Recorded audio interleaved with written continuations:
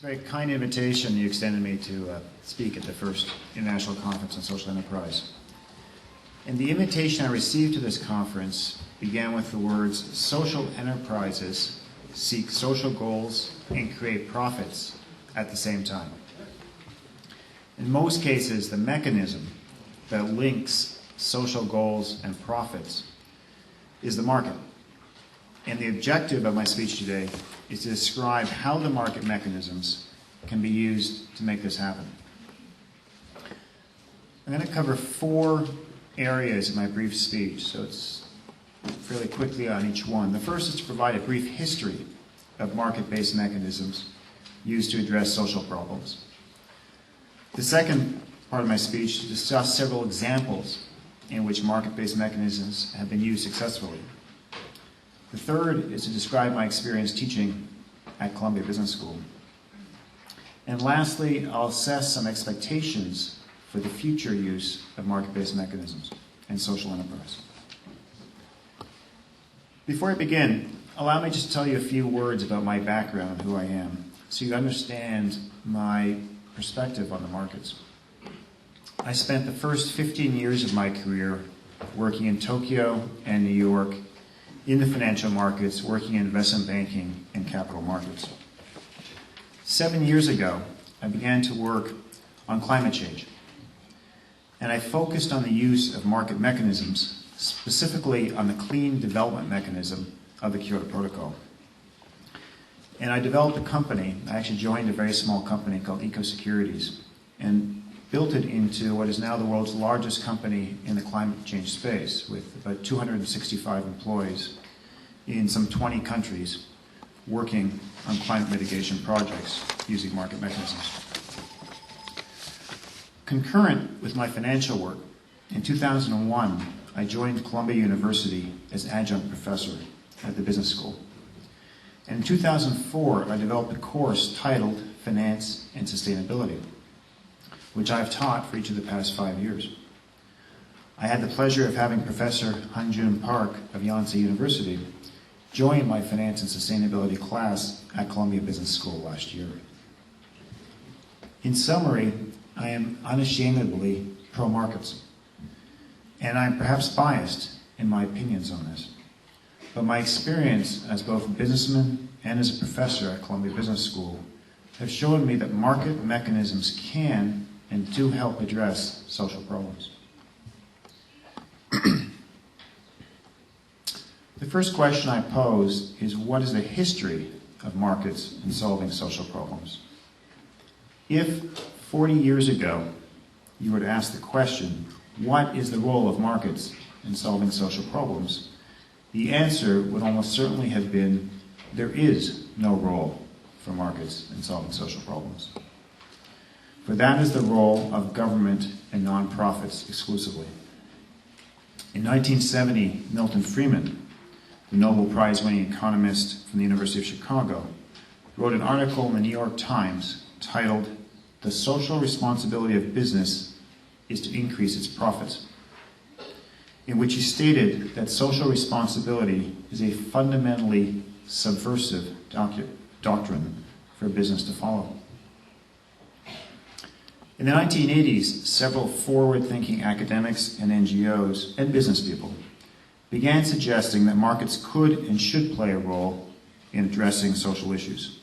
Specifically, in 1988, Fred Krupp of the Environmental Defense Fund in New York published an op-ed in the Wall Street Journal describing how emissions trading could address environmental problems, the environmental problem of acid rain, while reducing the economic cost to society.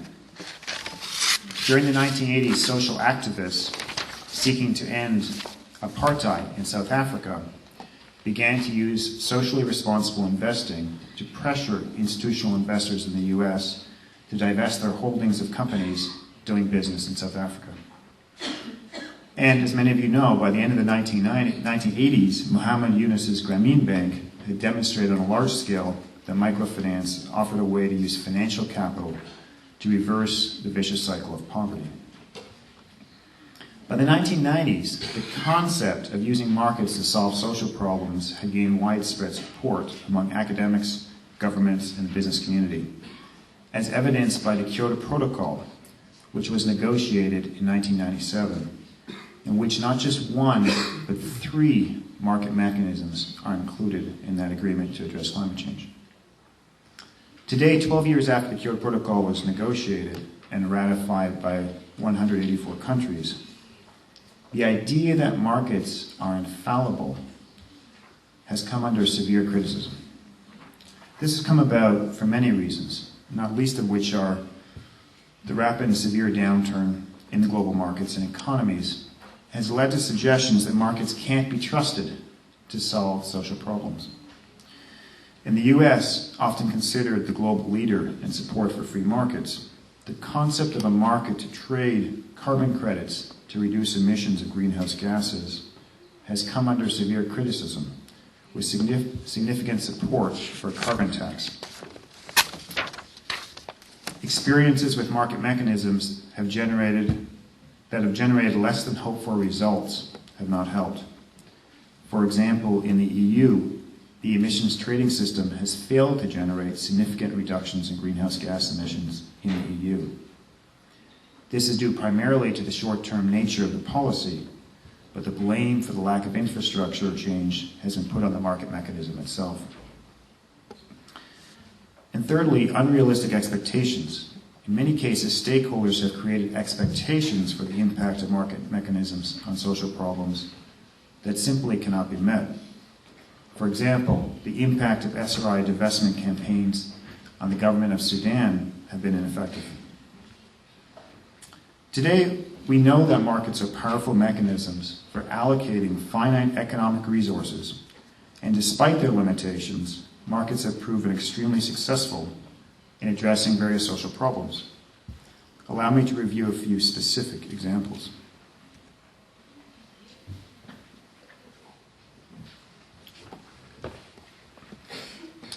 Market mechanisms have been used to address many environmental issues. The first, and perhaps greatest success, is known as Title IV of the Clean Air Act of 1990 in the United States, which introduced a cap-and-trade market with the objective of reducing emissions of SO2 from coal-fired utilities, such as the one in the picture, the primary cause of acid rain in America.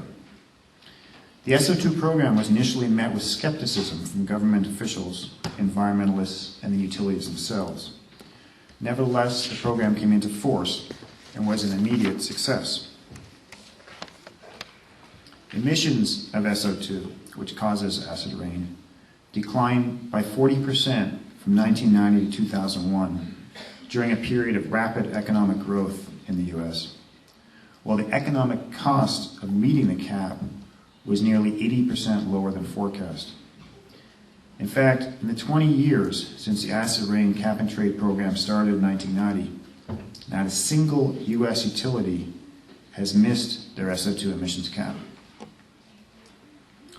A second area of environmental success has been the use of market mechanisms to promote the growth of renewable energy.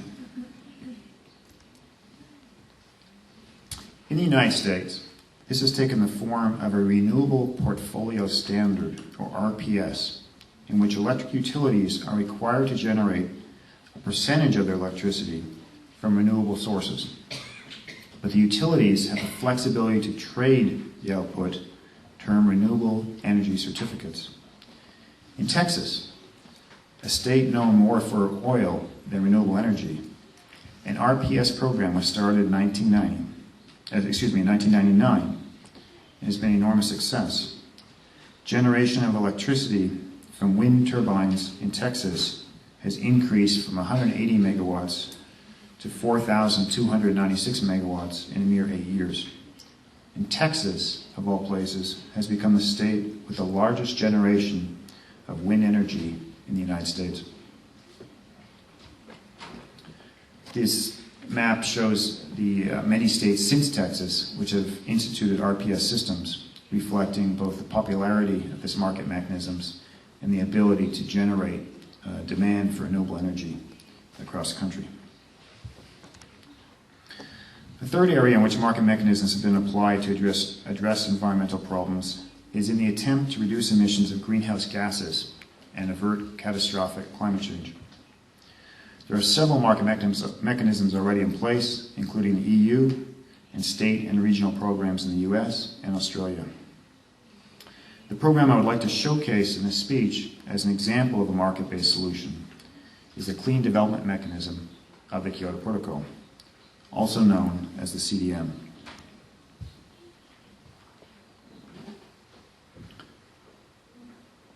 It's a little bit difficult to see those lines. The CDM is very simple in concept. It allows capped countries to invest in projects in developing countries that reduce emissions of greenhouse gases and thereby receive a carbon credit, which they pay for. In doing so, they can reduce their emissions below the cap. The CDM was designed to encourage the reduction of greenhouse gas emissions in developing countries, where the cost of emissions abatement is often significantly lower than the cost in developed countries. The CDM also has the additional goal of promoting sustainable development in developing countries. The CDM has resulted in the construction of 4,600 projects in more than 50 countries. Those projects are capable of reducing 5.2 billion tons of carbon dioxide equivalent and will do so at a fraction of the cost of reductions in developed countries. Furthermore, the CDM has resulted in significant transfer of capital, technology, and expertise from developed to developing countries. Let me just show you an example of that. A landfill in a developing country, a poor developing country, will often look something like this picture. It's an area of disarray in which there are large emissions of methane from the landfill into the atmosphere, which is a potent greenhouse gas.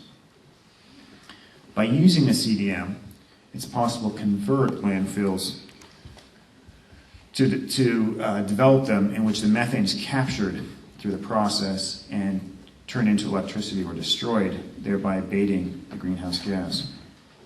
This picture, in fact, is of a landfill in Brazil. It, in fact, is the world's first CDM project. It was developed by my company, Securities. It was the first project ever to be approved by the United Nations under the Kyoto Protocol. And in fact, it's the first of 120 projects we've registered with the UN. The key point here is to consider the impact of just one project of this size, then recognize that one small company, such as Securities, can develop, at this point, 400 of these projects, and imagine the impact of a market mechanism that allows all companies to develop projects on this scale, and the impact is monumental. The CDM is not without controversy, particularly in relation to the slow and cumbersome process by which projects are vetted by the United Nations. However, I have little doubt that the CDM demonstrates the power of market mechanisms to effect change in developing countries on a large scale. Markets have also proven effective at addressing other social issues in developing countries.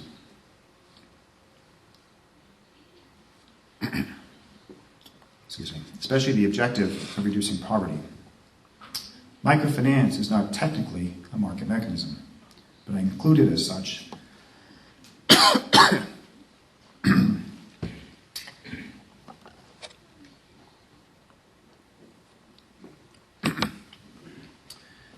microfinance because it is a financial tool designed to allocate capital in an effective manner.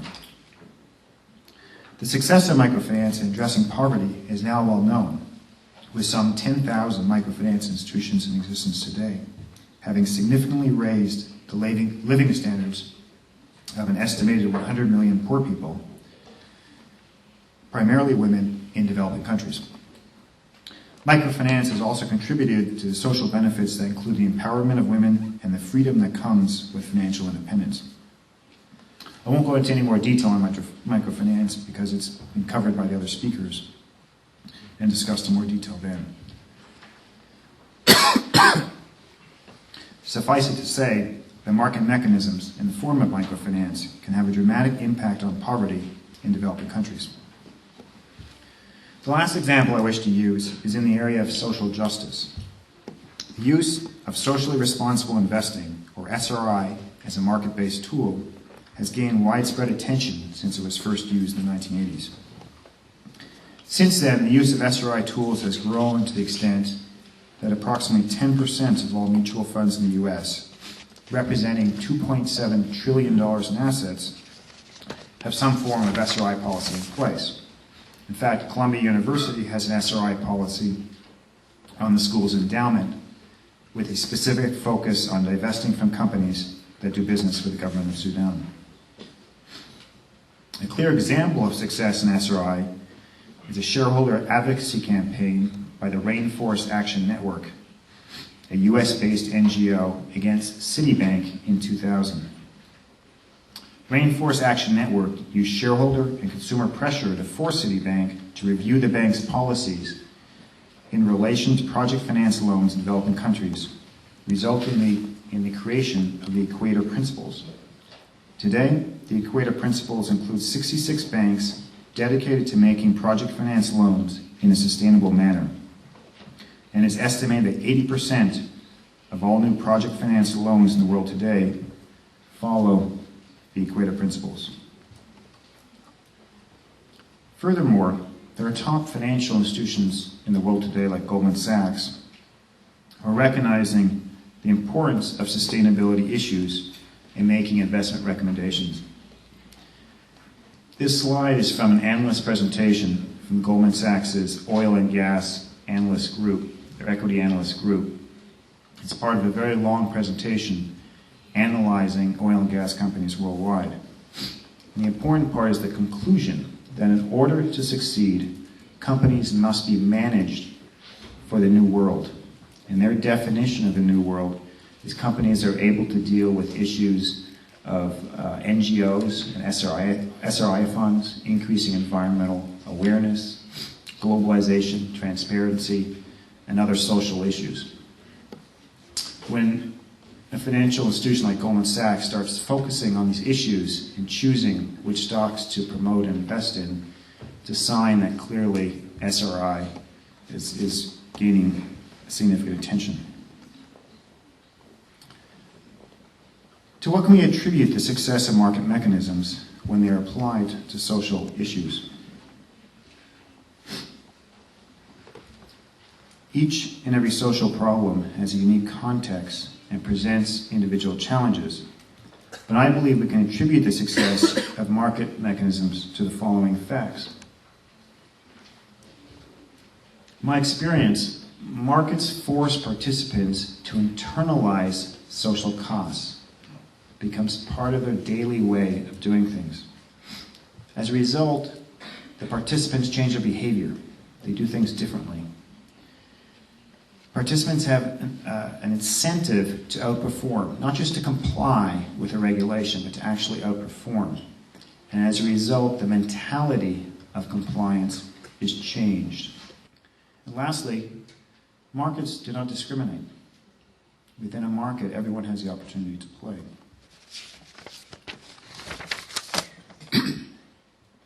As a result of these key points, markets allocate scarce capital and scale quickly. In summary, I'd say markets alone cannot solve social problems, but it's foolish to tackle many social problems without market mechanisms, because markets effectively allocate scarce capital.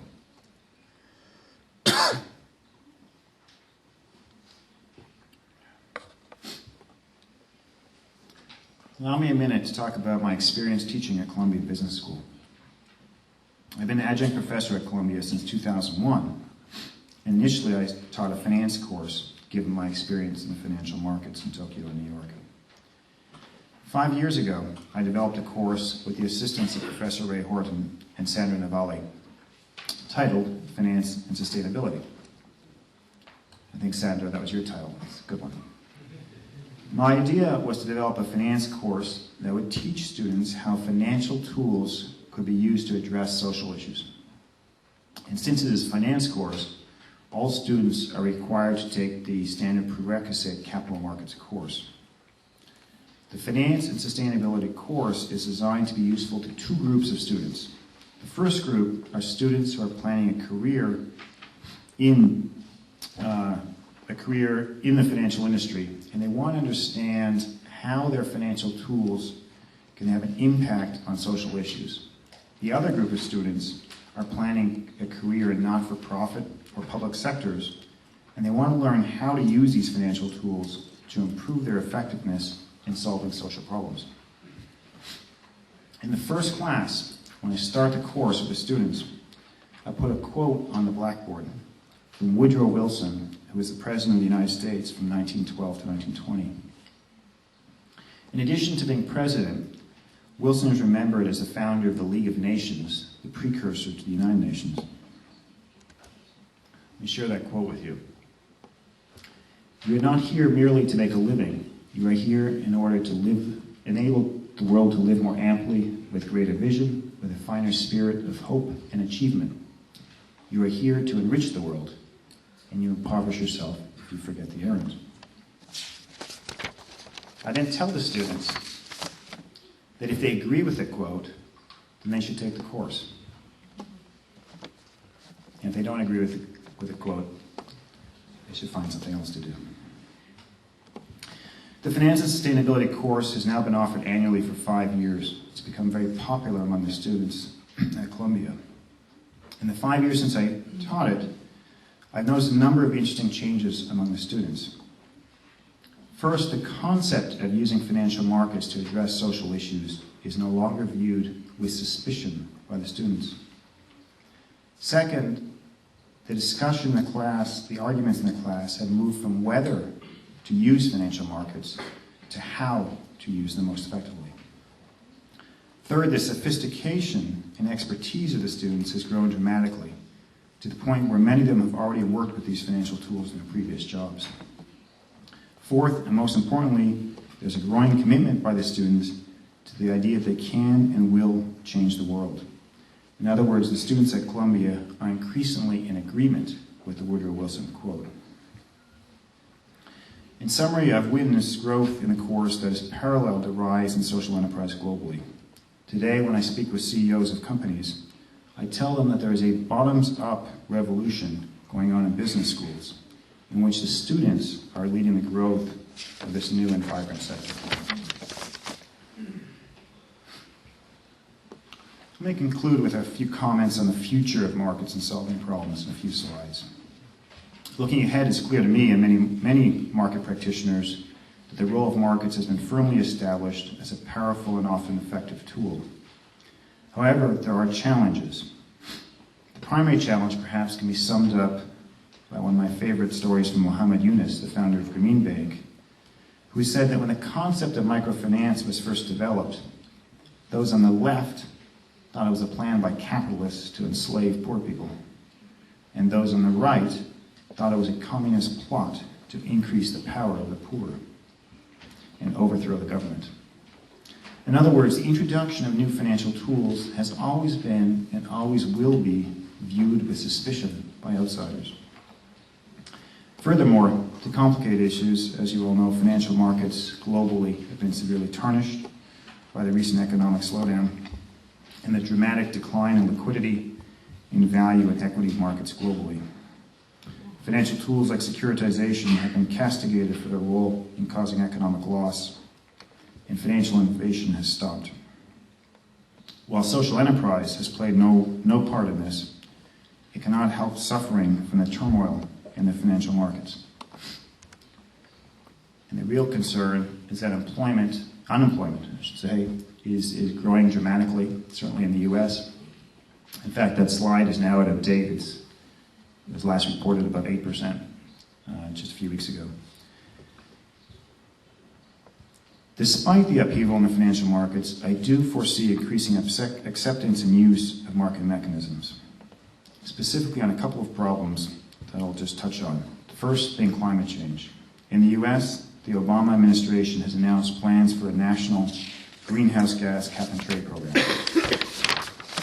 The program uses markets to trade emissions rights and also uses the market to auction allowances. In the US, there is growing public awareness of the correlation between greenhouse gases and climate change. And this is causing public pressure to finally come to bear on the government. And the administration's response is to use cap and trade. I think what's really concerning people is the extremely rapid change in emissions that's putting the environment in a potentially very dangerous situation requires a very, very rapid response. And market mechanisms, as I said earlier, allow for very quick scaling of response and can allocate capital very effectively to this problem. Two other areas I'll just mention very briefly. One is fisheries. The concept of catch shares to reduce overfishing is becoming more popular. In the area of social entrepreneurship, not just microfinance, but other tools, including private equity and venture capital targeted entrepreneurs in developing countries, is growing rapidly. And Molly Alexander will speak to that in just a minute. Market mechanisms are, despite controversy surrounding their use, here to stay. An increasing number of participants in the social sector are recognizing that markets can be used as powerful tools to quickly and efficiently allocate capital to social and environmental needs. At the same time, many participants in the financial sector are recognizing they can have an enormously positive impact on social issues through their work. It's clear to me that the use of market mechanisms to address social problems is real, is growing, and is irreversible. I'm going to conclude on a somewhat different note. This is a picture of my older son, one of my sons, at a wind farm in Portugal. The important part of the picture is not the wind turbines, or my son for that matter. It's the expression on his face, which may be difficult to see, but I can tell you that he's bored. And he's bored because he's seen lots of wind turbines in his life. To him, a wind turbine is not new or innovative. It just is. It's part of his landscape. He's familiar with it. He's seen many of them. What I hope is that in 20 years, when he's old enough to go to business school and applies to Columbia Business School, and Ray, I hope you help him with the application. Challenging process to get in there. I hope by that time, 20 years from now, the concept of social enterprise, which is a very exciting concept today and one that we're all very interested in or wouldn't be here, I hope it's kind of a boring concept by then. I hope he's kind of bored by it because it'll be mainstream. Of course there's social enterprise. Of course that's natural. That's what we do. And that's why I close on that point. Thank you again for the opportunity to speak to you this afternoon. It's been a pleasure attending this conference. I've really learned a lot from the other speakers. A lot of people to thank for the hospitality, just very specifically Hanjun Park of Yonsei and Sangdal Shim of KDI. Very, very kind hospitality here in Seoul, and it's been a terrific pleasure being here. I look forward to further opportunities to work together. Thank you.